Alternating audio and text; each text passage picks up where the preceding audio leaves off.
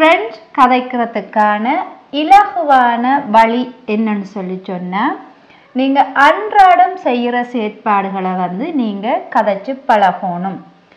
உங்களுக்கு நான் இந்த வீடியோவில் அன்றாடம் பாவிக்கக்கூடிய வாக்கியங்கள் ஒரு 20 வாக்கியம் சொல்ல போகிறேன். அதுலேயுமே என்ன வெர்ப் வினைச்சொல் பாவிச்சிருக்கிறேன்னு சொல்லியும் சொல்ல போகிறேன். இதே நான் உங்களுக்கு இப்படி சொல்கிறேன்னு சொன்னால், நீங்கள் இந்த 20 வாக்கியத்தையுமே மனப்பாடம் செய்யக்கூடாது. அப்படி மனப்பாடம் செய்தீங்கன்னு சொன்னால் இப்போ ஞாபகத்தில் நிற்கும், பிறகு ஒரு 2 கிழமை போக விட்டு அது மறந்து போயிடுவீங்க.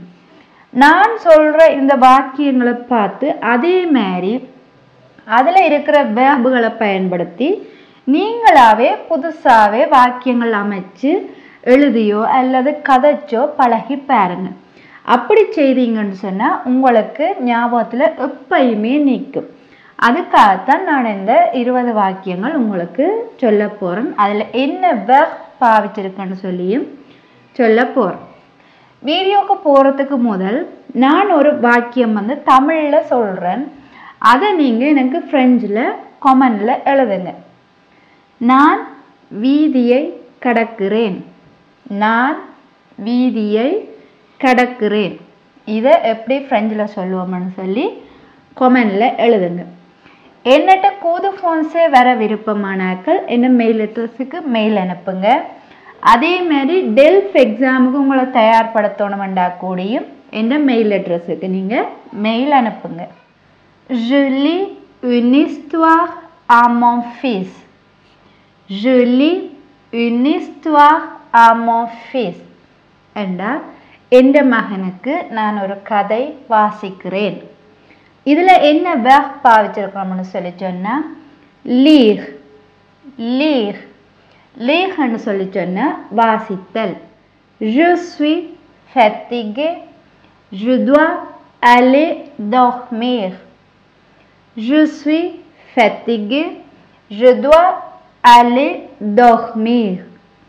என்றா நான் சோர்வாக இருக்கிறேன், நான் நித்திரை கொள்ள போக வேண்டும் அல்லது தூங்க போக வேண்டும். இதில் என்ன வெர்ப்கள் பாவிச்சிருக்கிறோம்னு சொன்னால் je suis. suis என்றது être verb. je dois. dois என்றது devoir. இது ஒரு விஷயத்தை நாங்கள் கட்டாயமாக செய்யணும், செய்ய வேண்டும் என்ற அர்த்தத்தில் இந்த devoir verb நாங்கள் பாவிப்போம். இந்த devoir verb-க்கு அங்கால இன்னொரு verb பாவிக்க போகிறோம்னு சொன்னால், அடுத்ததாக இன்னொரு verb பாவிக்க போகிறோம்னு சொன்னால் அது கட்டாயம் l'infinitive-லான் வரணும்.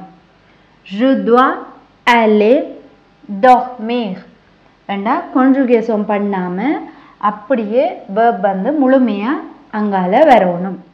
Je baille. Je baille என்றா நான் கொட்டாவி விடுகிறேன். இதில் என்ன வெர்ப் வந்திருக்குன்னு சொன்னால் bailler. bailler என்றா கொட்டாவி விடுதல். Il ronfle fortement.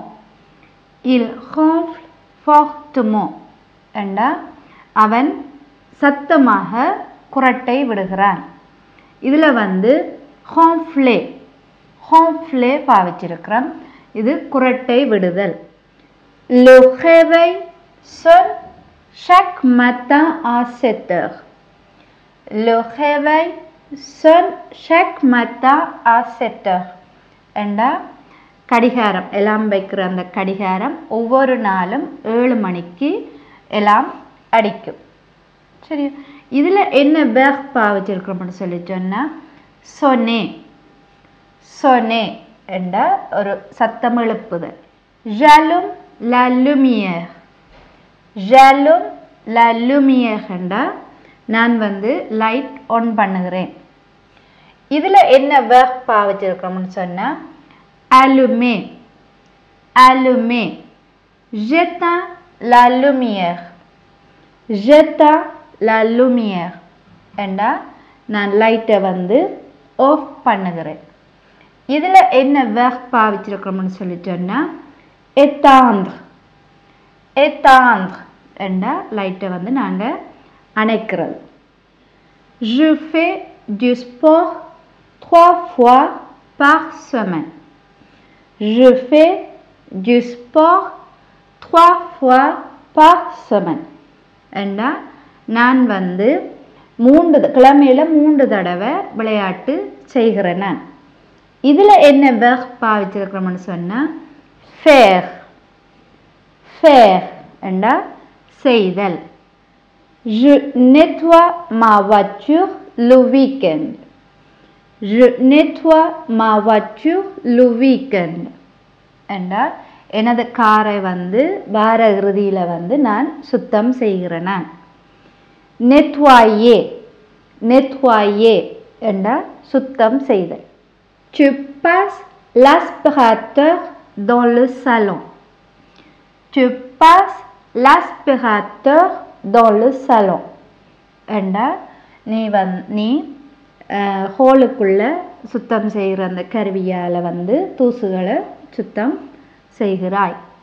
இதில் என்ன verb பாவிச்சிருக்கிறோம்னு சொல்லி சொன்னால் passer. passer. Je repasse les vêtements. Je repasse les vêtements. என்றா நான் துணிகளை வந்து அயன் பண்ணுகிறேன். இதில் என்ன verb பாவிச்சிருக்கிறோம்னு சொன்னால் repasser. repasser என்று சொன்னால் அயன் பண்ணுறது. Il prépare une tasse de thé. Il prépare une tasse de thé. அவன் ஒரு கப் தேநீர் அல்லது டீ தயாரிக்கிறான். இதில் என்ன verb பாவிச்சிருக்கிறோம்னு சொல்லி சொன்னால் préparer. préparerன்னு சொன்னால் தயாரிக்கிறது. J'ai un livre intéressant. J'ai un livre intéressant. என்னிடம் சுவாரஸ்யமான ஒரு புத்தகம் இருக்கிறது. இதில் வந்து avoir இது வைத்திருத்தல் என்றதை குறிக்கிறது. Elle écrit une lettre. Elle écrit une lettre. அவள் ஒரு கடிதம் எழுதுகிறாள். écrire. écrire என்றா எழுதுதல். Il prend des photos. Il prend des photos என்றா அவன் புகைப்படம் எடுக்கிறான். prendre. prendre என்றா எடுத்தல். Je range les jouets. Je range les jouets. நான் விளையாட்டு பொருட்களை ஒழுங்காக அடுக்கி வைக்கிறேன். நேர்த்தியாக அடுக்கி வைத்தல். ranger. ranger என்று சொன்னால் ஒழுங்குபடுத்தி வைத்தல் அல்லது அடுக்கி வைத்தல். Je dis bonjour à ma voisine chaque matin. Je dis bonjour à ma voisine chaque matin. என்றா எனது பக்கத்து வீட்டுக்காரர்களுக்கு நான் ஒவ்வொரு நாள் காலையும் வணக்கம் சொல்லுகிறேன் நான். இதில் என்ன verb பாவிச்சிருக்கிறோம்னு சொல்லி சொன்னால் dire. dire என்றா கூறுதல் அல்லது சொல்லுதல். Je choisis mes vêtements pour la journée. Je choisis mes vêtements pour la journée. என்றா எனது இன்றைய நாளுக்கான ஆடைகளை வந்து நான் தெரிவு செய்கிறேன். இதில் வந்து என்ன verb பாவிச்சிருக்கிறோம்னு சொன்னால் choisir. choisir என்று சொன்னால் தெரிவு செய்கிறது. Je donne à manger aux oiseaux dans le jardin. Je donne à manger aux oiseaux dans le jardin. என்றா தோட்டத்தில் இருக்கிற பறவைகளுக்கு வந்து நான் உணவு கொடுத்தேன். இதில் என்ன verb பாவிச்சிருக்கிறோம்னு சொல்லி சொன்னால் donner. donner கொடுத்த. Elle réchauffe son repas au micro-ondes. Elle réchauffe son repas au micro-ondes. என்றா அவள் தனது உணவை வந்து மிக்ரோந்தில் வந்து சூடாக்குகிறாள். réchauffer. réchaufferன்னு சொன்னால் சூடாக்குதல். இந்த 20 வாக்கியங்களுமே நீங்கள் வந்து மனப்பாடம் செய்ய வேண்டிய வாக்கியங்கள் அல்ல. நான் திரும்பவும் உங்களுக்கு தெளிவாக சொல்லுகிறேன், நீங்கள் இதை வந்து மனப்பாடம் செய்யாதீங்க. நான் இந்த வேர்புகள் எல்லாத்தையும் உங்களுக்கு சொல்லி இருக்கிறேன். நீங்கள் அதுக்கேற்ற மாதிரி சுஜையை மாற்றி, என்ன சுஜை வேணுமோ அதை மாற்றி அதுக்கேற்ற மாதிரி வேர்பை வந்து கான்ஜுகேஷன் பண்ணி அங்கால காம்ப்ளிமோ போட்டு நீங்கள் செய்கிற வேலைகளை வந்து நீங்கள் எழுதி பாருங்க அல்லது கதைச்சு பாருங்க. இதையே நீங்கள் நான் சொன்ன ஃப்ராஸுகளை வந்து நீங்கள் பாடமாக்கினீங்கன்னு சொன்னால் அது வந்து மறந்து போயிடும்.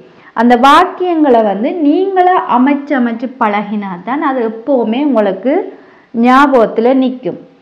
தெரியாத சொற்கள் வேர்புகள் எதுவும் தெரியாமல் இருந்தால் அதை வந்து நீங்கள் பாடமாக்கலாமே தவிர ஒரு வாக்கியமாக வந்து நீங்கள் பாடமாக்க தேவையில்லை.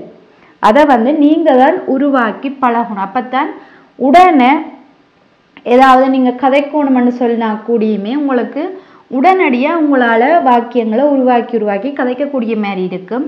நீங்கள் மனப்பாடம் செய்து வச்சிங்கன்னு சொன்னால் நீங்கள் கதைக்கிற இடத்துல மனப்பாடம் செய்து வச்ச அவ்வளவுமே மறந்து போயிடும். நீங்கள் திரும்பவும் அந்த தப்பை செய்யாமல் நீங்களாகவே உருவாக்கி கதைச்சு பாருங்க. உங்களுக்கு ஃப்ரெஞ்சு கதைக்கிறது ஈஸியாக இருக்கும்.